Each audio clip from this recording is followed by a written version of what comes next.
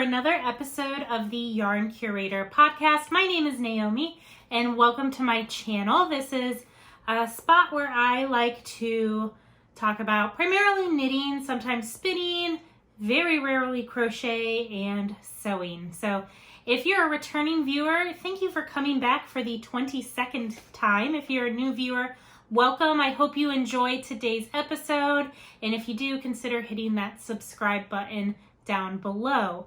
And yeah, we'll jump right on in. If you'd like to follow me on social media, I am the Yarn Curator on Instagram, and I am House of Cardigans on Ravelry. If you'd like to be friends, check out each other's project pages, all of that good stuff.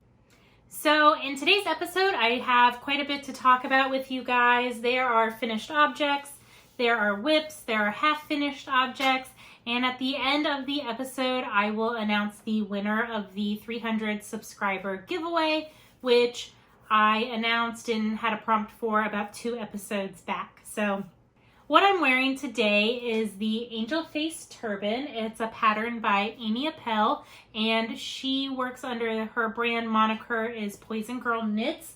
She has some great retro looking patterns. I have a couple that I've had my eye on for casting on recently, but I have been wearing the crap out of this little turban lately. It's perfect for the summertime and for going to work on days when we have to clean and stuff and I don't really want to think about my hair. Throw it up in a bun, throw on my turban, and good to go. This I knit out of hedgehog fibers on her Monarch colorway, and it was one of my Make 9 projects earlier this year, but I absolutely love it. Super fun, super quick knit. And while we're talking about past whips, I guess it is, past finished objects, I do have a bit of a tale of woe to start things out with. So if you've been around for the last few episodes, you'll recognize that this is my Novelli. I knit it out of Holst, out of their Coast Base, which is a wool cotton blend. And I think I wore this a total of 1 whole times before my husband accidentally felted it in the washing machine. So it had probably 3-4 inches of ease before then. It has no ease now. I could probably steek the armholes a little bit more than they already were to make it more comfortable for my arms, but it's really tight and really cropped now, and I feel bad because my husband felt very bad for accidentally felting it. I think it just got tossed on the floor and rounded up with laundry and accidentally made its way into the washing machine and dryer. So I've been trying to figure out a way to salvage this, and you guys let me know down below if you have ideas.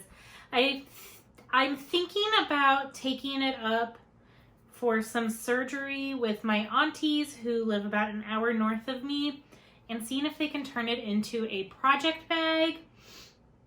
And I think it would be really cute with this still at the bottom going up, but with the way I know how to make bags, to get it to sit properly, I think a lot of this would get lost in the cutting and folding to make the bottom of the bag. So then I've been thinking if they treated it like one piece of fabric, and underneath the armpits is where you cut out whatever the technical term is for cutting out the angle to create the bottom of a bag. Super precise, I know. Then that could create the bottom. Up at the top, maybe fold the hem down and stitch that down for the top hem of the bag, and I could run a drawstring through it so the bag would sit like this. It feels like such a shame to let this go to waste, and so if you guys have any ideas of how to salvage it, let me know. I mean, it's a nice sturdy piece of fabric, and if anyone has felted Holst in the past, let me know if you've found a way to relax it. I mean, it stretches back out, kind of, not really. Man, So yeah, I don't think I have it in me to knit another one of these. And yeah, you win some, you lose some, folks. So moving on to finished objects, I do have 3 of the same thing to show you guys. And I have been cranking out little baby hats for my nephew who was born last week. His official Christian name is Thierry Nicholas, and then their last name.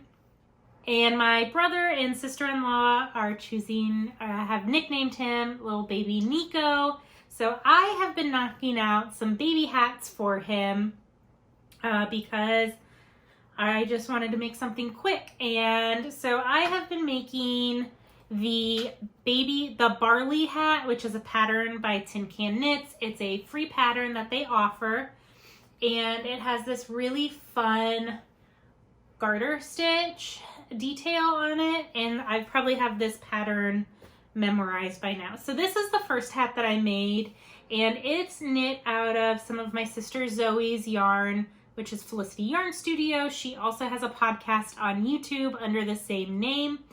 And this is out of her Mermaid's Hair colorway. It's a BFL base. Yeah, so this was the first one. I followed it to pattern. I haven't blocked them or anything, but do you really need to block a baby's hat? So anyways, knit the rib. I love that the back, it's got some nice micro striping going on there. And all of these are knit on US size 2 needles for the ribbing, and then US size 4 for the main body portion. And yeah, so I knit this one first. It took me about a night and a half, just, getting comfortable with the pattern and stopping and reading it. So that's hat number 1. I really like it. Hat number 2, because you can't knit the same thing back to back and keep it the same. This is knit out of some Twin Mommies Creations. She's a local dyer here in Florida. I believe she's based out of the Orlando area. And I want to say this colorway name is like Taste the Limon or Lemon Limon. I'll put it down below. So the modifications I made for this one is I did the brim twice as long as the pattern calls for. It's a free pattern, so it doesn't matter what I tell you. The pattern calls for the infant size to knit it for 3/4 of an inch.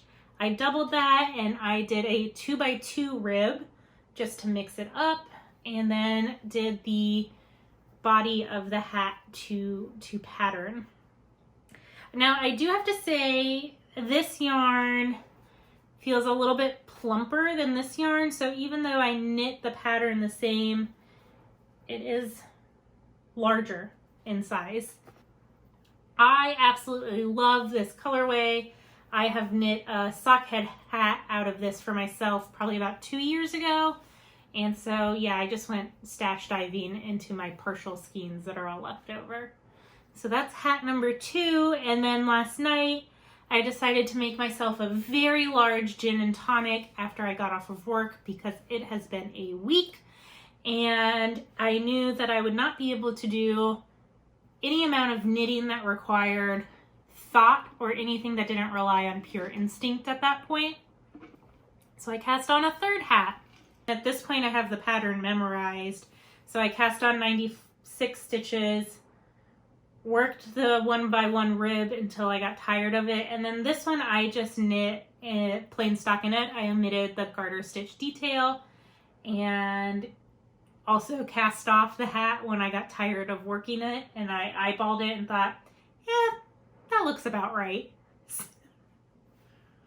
And so yeah, I think this one is probably the smallest, and it's also got some wonky bits in it from where I joined and gin.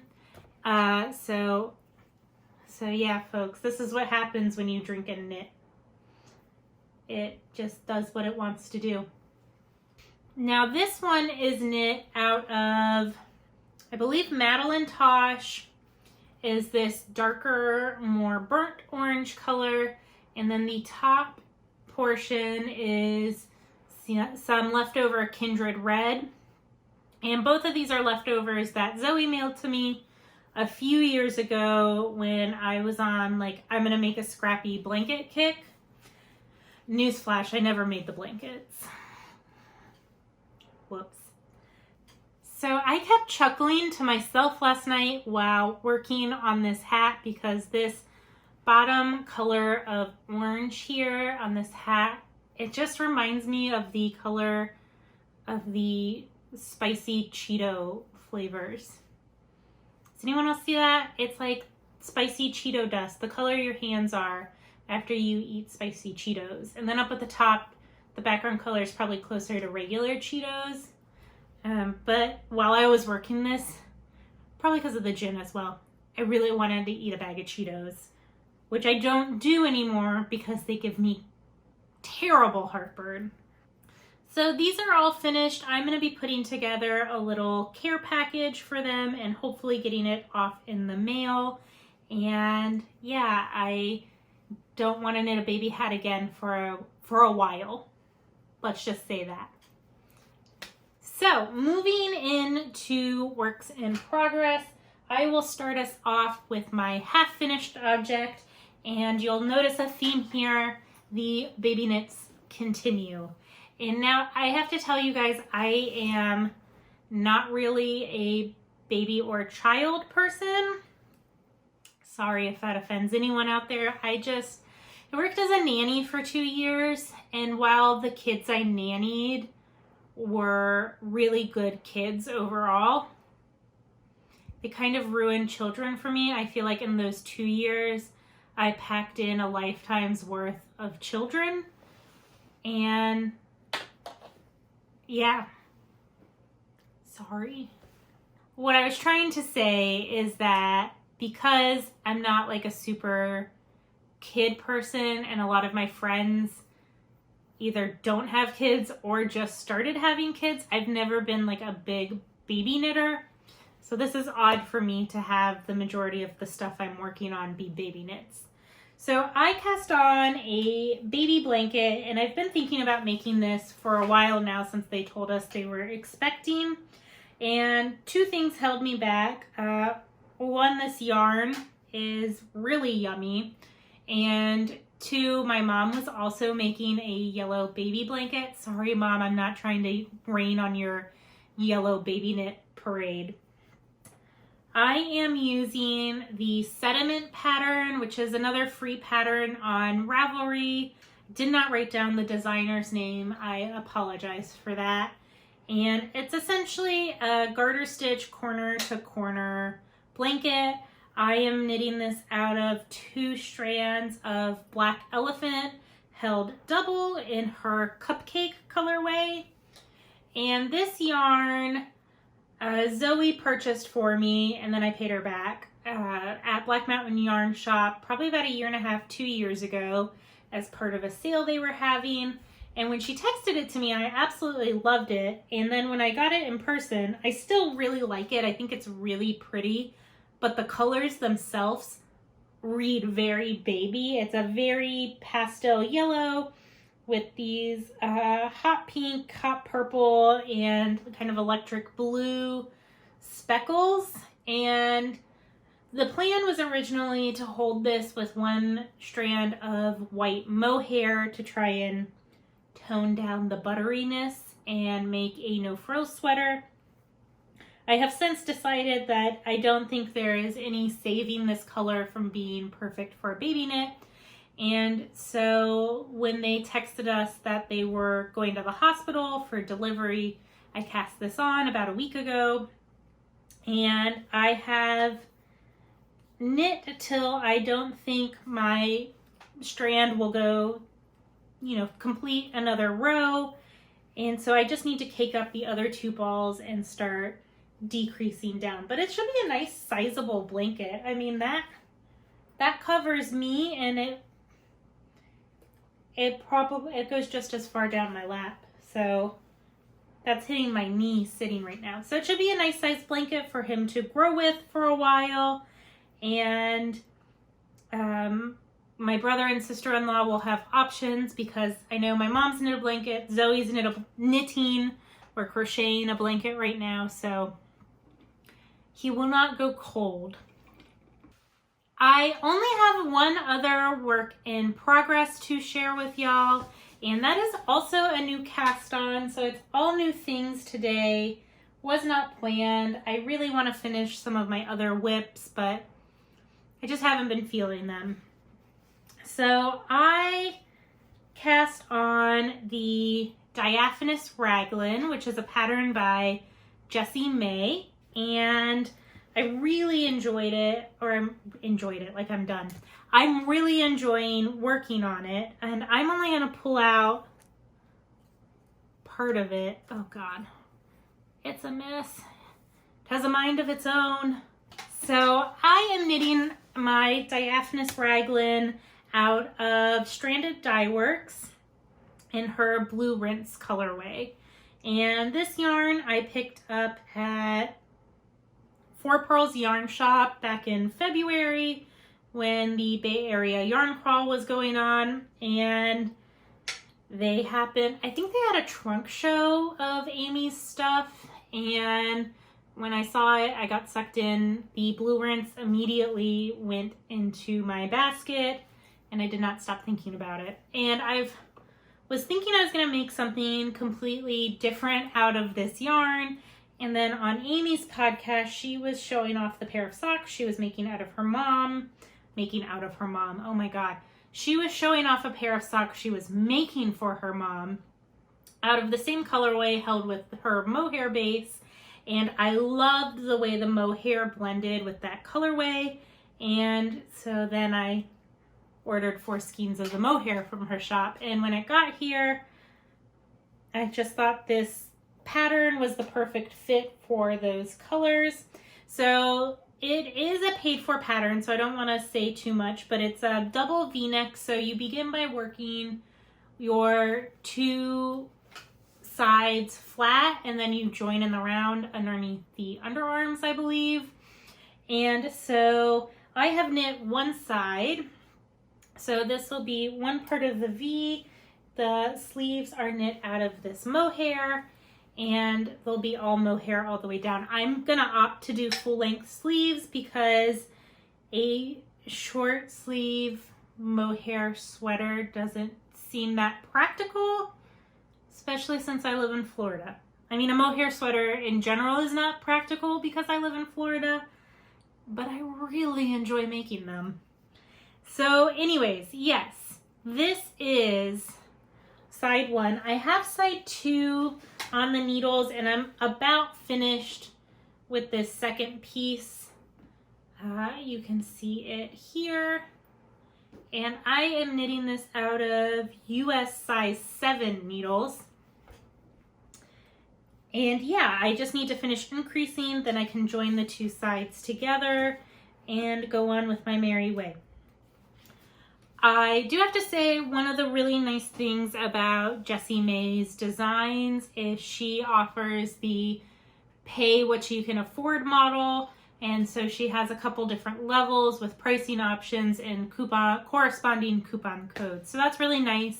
And I have to say, her patterns, from what I've read so far, seem really well written, really well laid out, and come with a lot of information on how to customize. Come with a lot of great information on how to customize the fit to your body.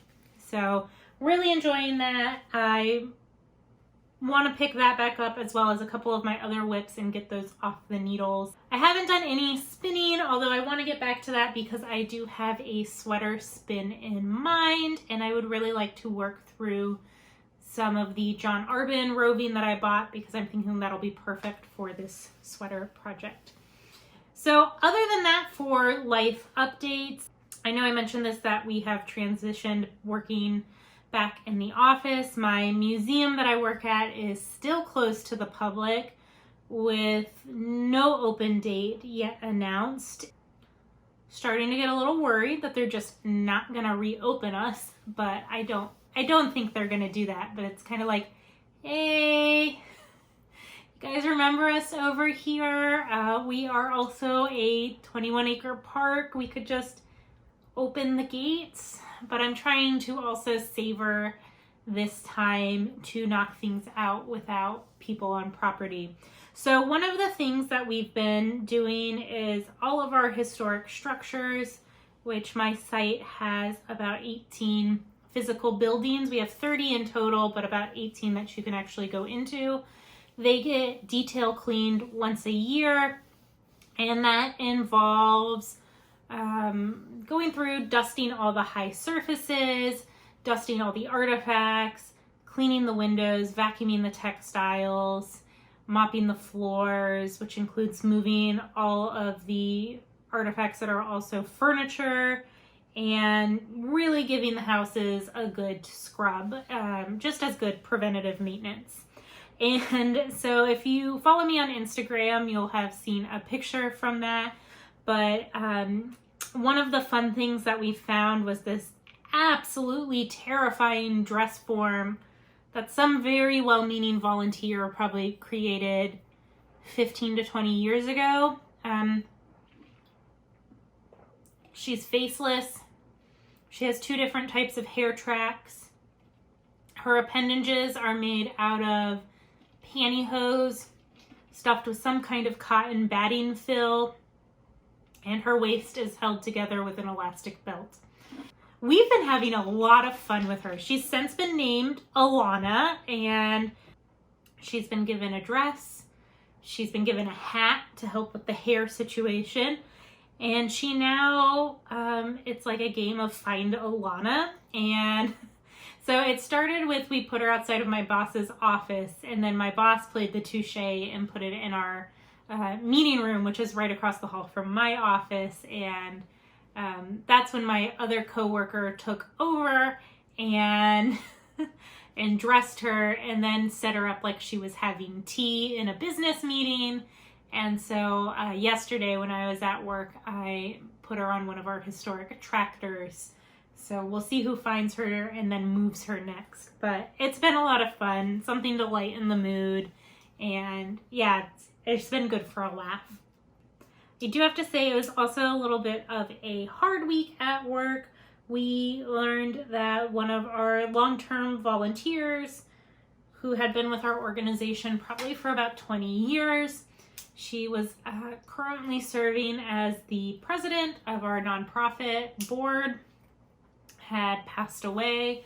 She had been battling some illnesses since about April, not COVID-19, but you know, it was still a blow to learn that. I worked pretty closely with her on our collections committee, which decides what we do and don't accept into our collection.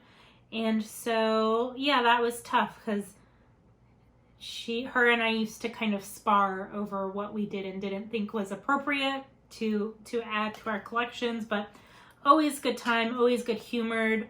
We could always chat about cats and come find a middle ground. So that was a little bit of a blow as well.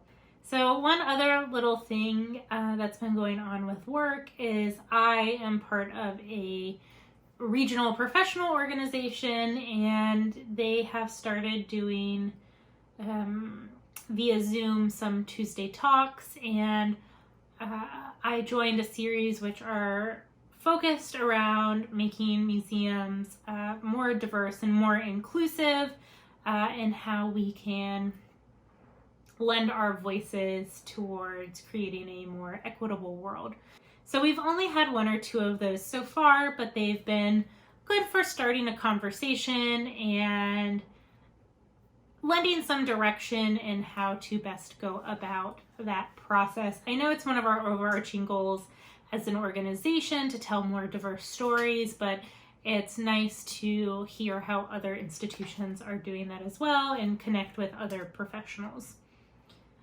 So that's it for kind of museum news. Sorry to dump that all in at the end.